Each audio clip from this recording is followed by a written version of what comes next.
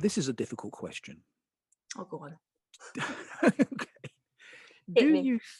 Do you think that when people know that you are on the spectrum, do they treat you differently than they would if they didn't know? It's an interesting question, because I never know whether it's. I can't. If they do treat me differently, I don't notice. And if they do, is it because I'm a woman? Are they being sexist? Are they being racist? You don't know why people are treating you differently, whether it's due to your autism or another feature. But ultimately, this is something that I do want to highlight.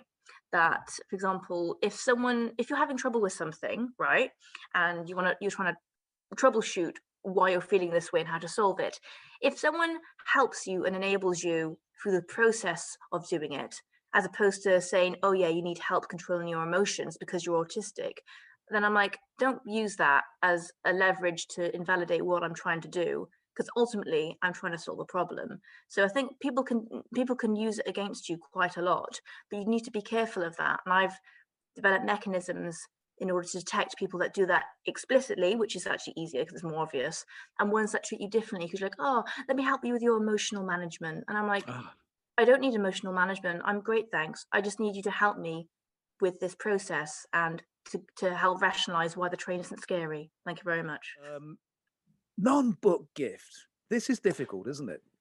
So yeah, it is difficult most years, but this year for me it was very easy. I think one of the biggest challenges that people are facing COVID-19 is just the challenge of making a living, of trying to figure out how to do this. And so anything that we can do to help economically and locally is such an important thing, especially if we have the capacity and we're sort of okay economically. And so my non-book gift here is a gift certificate to a local non-chain restaurant. Yes. So find out whoever you're giving the gift, wherever they are in the US or outside of it. I don't know if you can do this, but particularly in the US, find a restaurant they like, or a great restaurant that doesn't belong to a national or international chain, that's locally run. Buy them a gift certificate so they can at least go and pick up takeout or go sit outside or what have you, because we need to support local businesses because they are our future, and we have to do everything we can to help them out. That is so important. I love that. That is a terrific idea. It really is. But I was listening to an interview with a very famous musician whose name I won't mention yesterday. I was listening to a radio interview, and this very famous musician was lambasting the whole idea of AI and working in separate studios and using technology. He was just going off, having a rant about this was the doom of music. This was the end, working separately and working, and AI was going to take over and all the rest of it. As I said, I don't want to go off on a tangent about this, but I get the feeling that all three of you have exactly the opposite idea. Not necessarily AI, but working separately and using technology you consider is important, yeah? Absolutely. It's important for this. It's important for this project. That's what this project is. But I don't think any of these things are going to be the death of, no more than paper and pencil was the death of ideas. It's just another tool. Yeah, exactly. It's a tool to. I remember all the fuss when the synthesizer came around. The musicians union was saying, this is going to kill off orchestras. This is going to kill off real musicians. Of course it doesn't. It's just another flavor to use. It's another shade in the paint box to use, Yeah. Well, I was there. The drum machine. The drum machine was the same thing. It's almost that every new invention is said, this is going to ruin music. But the great, people who go forward, like Hendrix, just went with the new invention. Just go with it. It's happening. Or you can try and make music like people did 50 years ago. Is that you write your songs in English, and I'm curious to know about that. How that came about. I don't know. I saw it.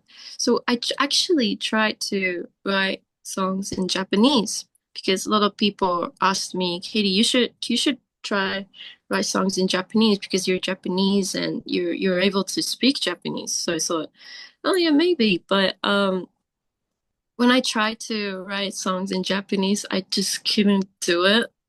Everything went, I don't know, it sounds really cringy. No, say it. Tell me, explain. Yeah.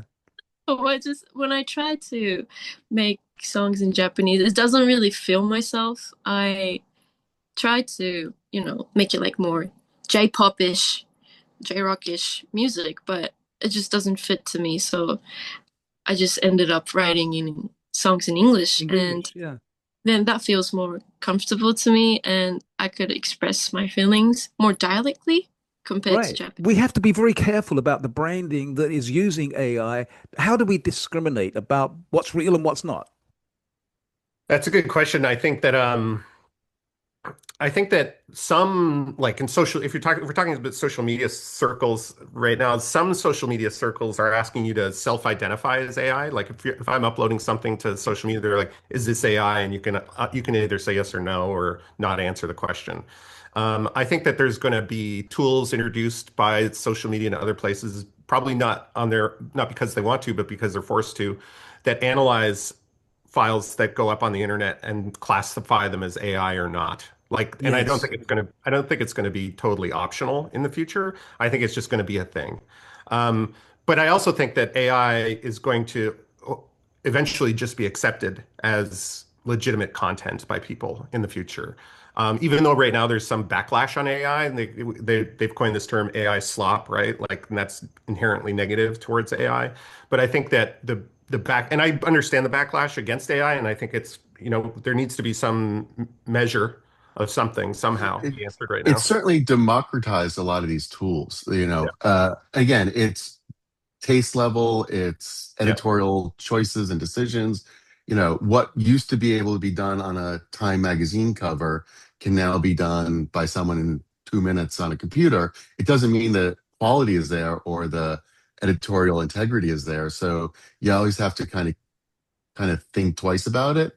And in the social media space, there's the difference between sort of the memes and stuff that's inherently an illustration versus things that are trying to be perceived as real, like showing war footage and trying to say that that is real, actual news footage. You've done so much in your life. You've dedicated so much of your time to education and to ideas that you believe in. You've changed your thoughts on politics. But I wonder, is there anything that you haven't done that somewhere back in Diane Ravitch's brain, there's something sort of lingering there where you're saying, I want to do this. There's something that you've thought about, but you haven't actually got to do yet. Well, I'm glad you asked that question, Norman, because in fact, I really want to learn how to play the ukulele. But great. And I actually have one. My wife gave me a ukulele and it's sitting there. There's a place down the street where there's a ukulele instructor, and I can't seem to break free of reading and writing to just go over there and have ukulele lessons. But that's my one great unfilled desire at this time. Do you think it's possible that at some point in the near future, we could have something like a United Nations of the environment? I know that we already have, there are certain councils and whatever around the globe that are set up, but something that specifically that deals with, well, the race for the resources that will shape our future. Do you think that's possible, Vince? I mean, I want to say yes, Norm. I really do. I mean, I guess we have very limited, very, somewhat effective things in place for that already. Like I say, I mean, deep sea mining, for instance, there is an international body. It's called the International Seabed Authority that it has the power to say yes or no to mining on the ocean floor. So in that one very, very specific realm, we have some rules and regulations. I guess what would be nice is if there were more, organizations like that could set rules around things like terrestrial mining and labor standards and child labor and so on. Yeah, there isn't anything that has the power to enforce those rules on a global level. When I was 11, there was a thing at school where the teacher sort of had a blackboard that had a map of the world painted on it, and it was all and gave everybody a city that they had to place somewhere on this map. And then he did it country by country, and he got to America, and he gave me New York, and I had to come out to the front and put a chalk mark where I thought New York was.